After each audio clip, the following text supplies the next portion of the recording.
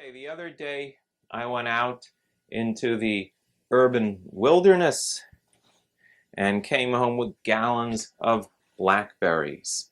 I made jam with some of them, similar to the black cherry jam that we made in a previous take.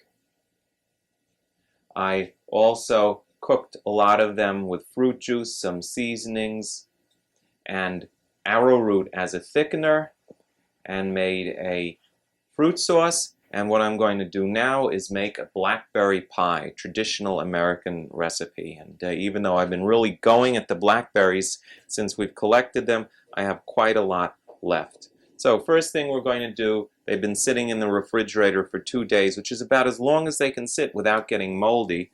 We're going to drain them. And just the weight of one blackberry on top of the other is enough. Pick out any stems, is enough to squeeze some juice out of the blackberries, and the juice is really very valuable. Oh boy, we got quite a few stems which we don't want in our recipe. Never fails.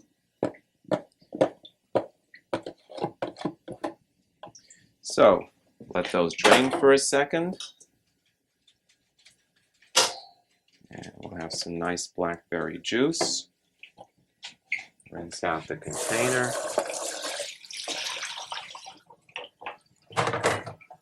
Okay, that should be drained enough. And now we're going to wash our blackberries. We have a colander with water inside a bowl. The blackberries go into the colander. Water flows through them. The berries can't flow over the top of the colander, so they get a little swim as they get clean. So in go our first batches of berries. Run some lukewarm water through.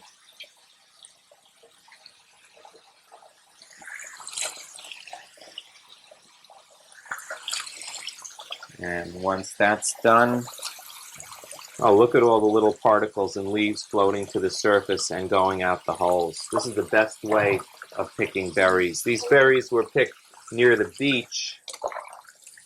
These berries were picked near the beach, and there's a lot of sand there.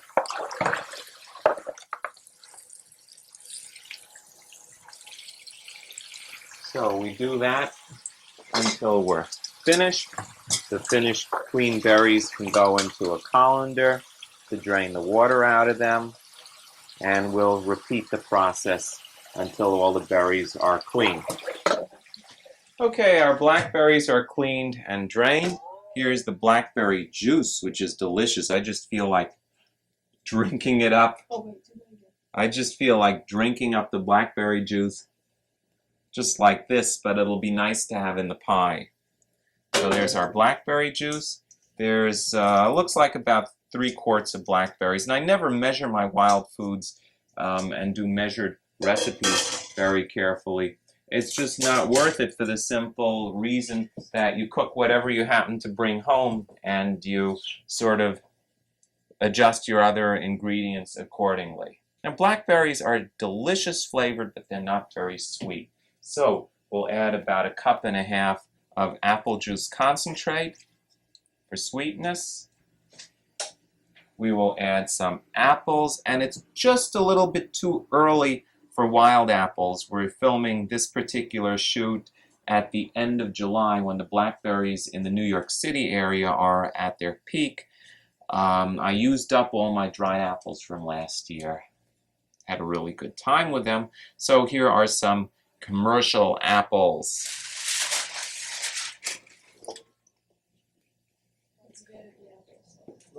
We've added our commercial apples, and for seasonings, I've ground up some dried capers. I've also put in some cardamom. You can just use traditional things like ginger and nutmeg instead. Doesn't make that much difference. Instead of using sugar, we're using more natural sweeteners. Here comes a whole big bunch of raisins. Let's see what this would be. Let's say this is about 1.5 and 1/3 of raisins.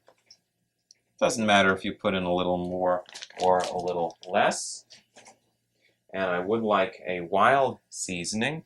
Here's our water mint.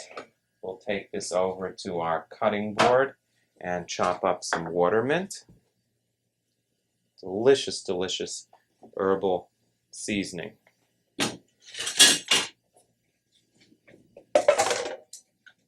Let's say about, it's a good seasoning. Let's put in 4 sprigs of water mint.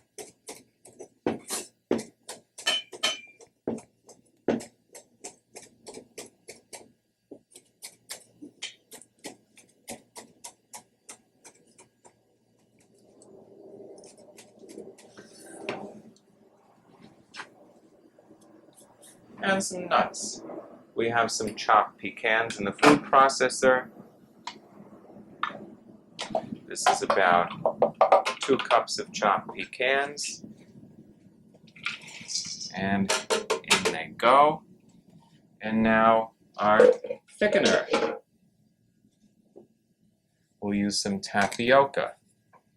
And let's say a good cup or so of tapioca. Should be plenty. Simply mix everything together. And then we're ready for our pie crust. This actually looks like enough for a couple of pies. So if you're just making one large pie, you might want to have your ingredients.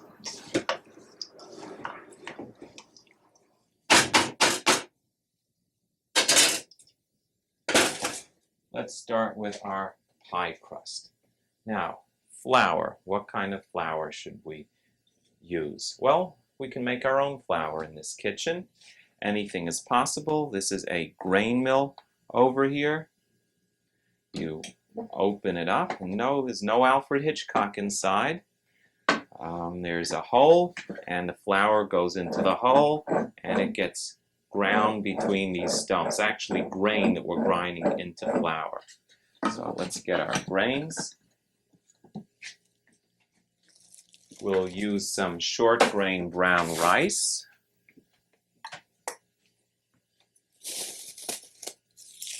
Fresh from the health food store.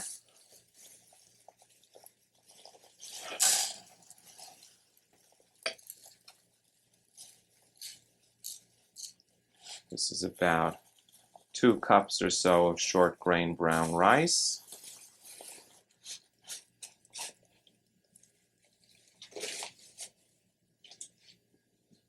And about the same amount of barley.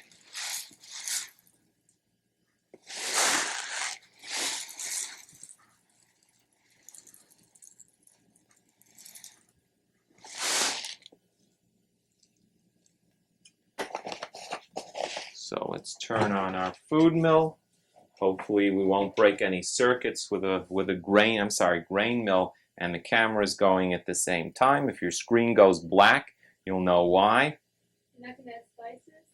I just got a comment from Evelyn Dean out there as far as adding spices. Let's see what spices we can add. I like to season my pie crusts. So here is some nutmeg. That's about 1.5 teaspoons of nutmeg. We'll put in some coriander. Here you can use the whole coriander. Again, about 1.5 teaspoons. The mill will grind it up. And here is some wild ginger. Wonderful herb. Doesn't grow in the New York City area. It grows upstate mostly. So I just put in about 1/2 teaspoon of that. And let's turn on the mill and see if we can blow every circuit breaker in this apartment building.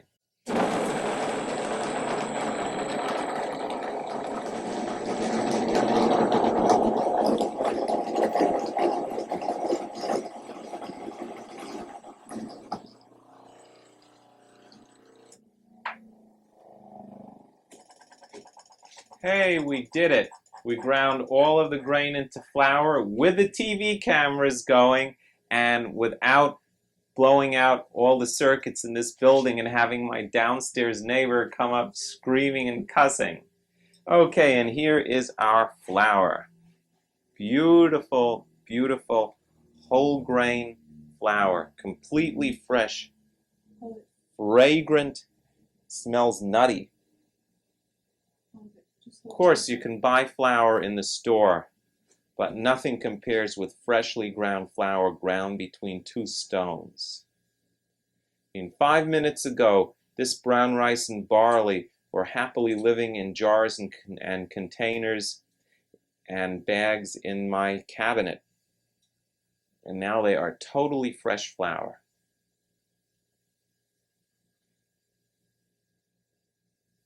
One of the joys of foraging in the 20th and 21st centuries is that you have modern kitchen appliances that save a lot of time using ancient ingredients.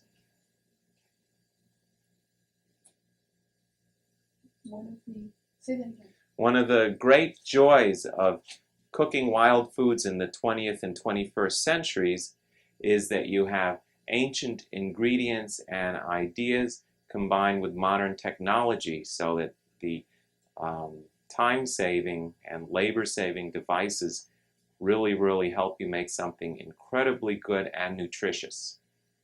We're going to make a pie crust now for our blackberry pie. Here is some almond flour that I already ground out of almonds in my food processor. It's optional whether you want to use nut flours or not. This is about 2 cups of nut flour, ground up almonds, and here is our beautiful freshly ground buckwheat and barley flour. I'm going to take about half a cup of this and reserve it for the kneading process. The rest of it we will sift through our sifter. Whole grain flours are a little heavier than white flour, so you want to use every possible advantage that you can, such as sifting it to get more air mixed in with the flour to make it lighter.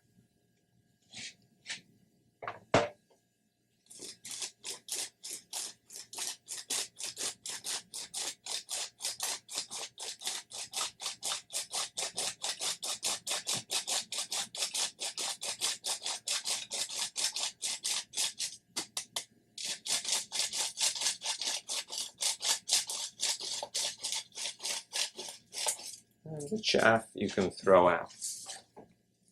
Okay, we have our sifted flour, and this looks like about maybe 2.5 quarts of sifted flour. And we have some safflower oil, looks like about 1/4 cup, maybe a tablespoon more. We will pour that in. That can be really mixed together by hand or by spoon. You want the flour to give you sort of a texture of cornmeal, grainy texture. Again, the sooner you learn to mix doughs by intuition rather than by formula, the better your pies will be. It takes a little practice, but it's not as difficult as people make it out. Okay, and I feel like adding a little dash of wisteria wine. Let's say about 2 tablespoons. And now we want to start adding some water. You could also use fruit juice if you like it extra sweet. So in goes our water. This is about 1 cup that we started with. Maybe a little less, maybe 3/4 cup.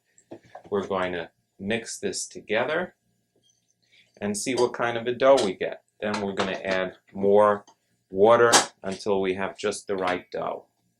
You want a dough that is not too sticky, but also not too crumbly.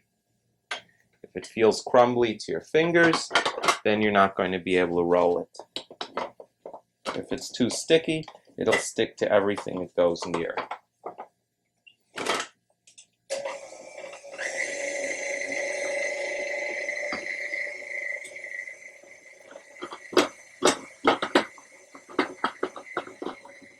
Well, it took about another third a cup of water, and we got a dough that looks like this. Beautiful fragrance to it, and you can pinch it really small, and it doesn't make huge cracks. If it made huge cracks, it would be too dry. If it made cracks and tears like this, I can't even do it.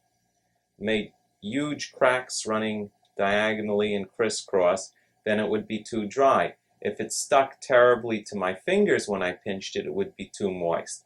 But this is perfect. The crust will work even better if it's chilled, but that's not even necessary. So we'll take a nice softball size, maybe a little bit more, ball of dough. That should be plenty. Get rid of the flour, the rest of the dough. And I already put some of the reserve flour on the cutting board. The dough goes onto the cutting board. Some of the reserve flour gets sprinkled on top. You can never use too little flour. The flour stops friction. My rolling pin has a sleeve on it. The cloth sleeve and the pastry cloth also stops sticking. Once you've conquered stickiness, you're in very good shape making a pie crust. Get rid of this. Now we've got plenty of room, and you roll first in one direction, then in another direction, then first direction, then the other direction, a little bit diagonally. And as you see, we're getting quite a nice pie crust. And that's it. We got our bottom crust. Now, we have our pie tin. Make some nice glare into the TV set, right into your eyes. And we have a mixture of oil and liquid lecithin. You can also just use plain oil. This works a little better. Put that on a paper towel and apply a nice generous coat of this greasy material onto your pie tin. Now the pie will not stick. This is a basic 9-inch pie tin. So what do we do next? We close the liquid lecithin oil combination because you know I'll spill it. Take our rolling pin, roll the pie crust and the pastry cloth up the rolling pin, and then proceed to come down and unroll it right over your pie tin. In goes the crust. Beautiful. Help it along a little ways. Doesn't have to be perfect. There can be some cracks and ridges. And we will break this off on the edge. It's a nice thick pie crust. There we go. Broken off on the edge. We can use our reserve flour for our next batch of crust, which is what we'll certainly do. Get a fork, punch a few holes in here to let the air pass through so you don't get any kinds of nuclear explosions in the oven. Now that only happens with chestnuts that you don't punch holes in, but this also helps to have some holes punched in your pie crust. Okay, now our next layer of crust we make exactly the same way. Okay, here's our top layer of pie crust made just like the first layer. We're going to transfer it the same way, but very good in a pie to have a filling. So here's our blackberry and apple filling. I don't think this is all going to go into here. But obviously, when you come home with a bumper crop of wild fruit, you make several pies. You don't just make one. So I'm showing you the first one, which is going to be on camera, and when the film crew leaves, you can tell what I'm going to be doing for a good part of the rest of the afternoon. I'll be making pies after pie after pie, eating as much as I can fit into my stomach, giving some to my friends, and freezing the rest. I will be having a wild party in December for my students with belly dancing and lectures and various videos. But I don't think the pie will last that long. Okay, now the top is covered, so we press together the edges, and then we'll break off the excess. I'm sure there's better techniques for doing this, but this works fine. It's going to taste great. So that's what I'm really most concerned about.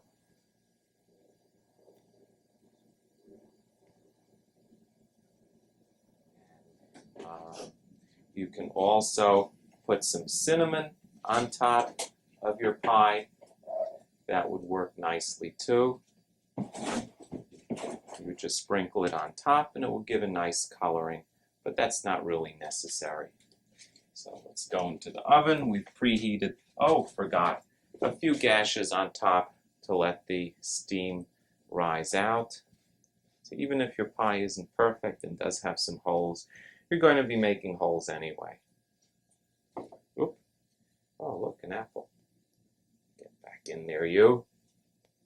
Let's put a little patch on top. There, now no one will know the difference.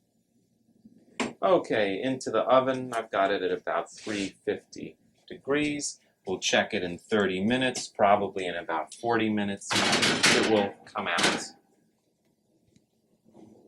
There we go. And that's our blackberry pie. To be eaten with slightly burnt blackberry pie. No, it's not burnt. It's perfect. Here it is.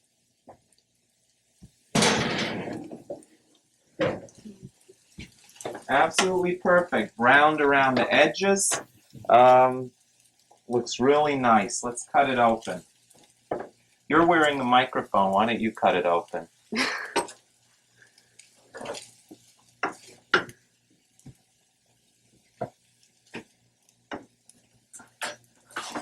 Okay. I'll stir your sauté.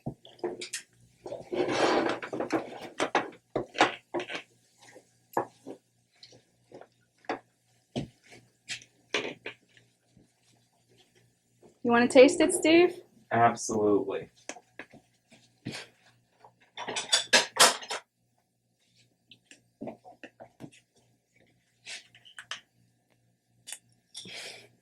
Let's get the bottom of it too. Knife is not the best kind of spatula to serve pie. Get a shot inside the pie. Inside? Should I lift it? Tilt it.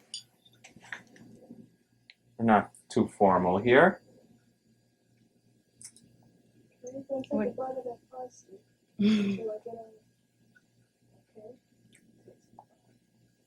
How is it? Fabulous.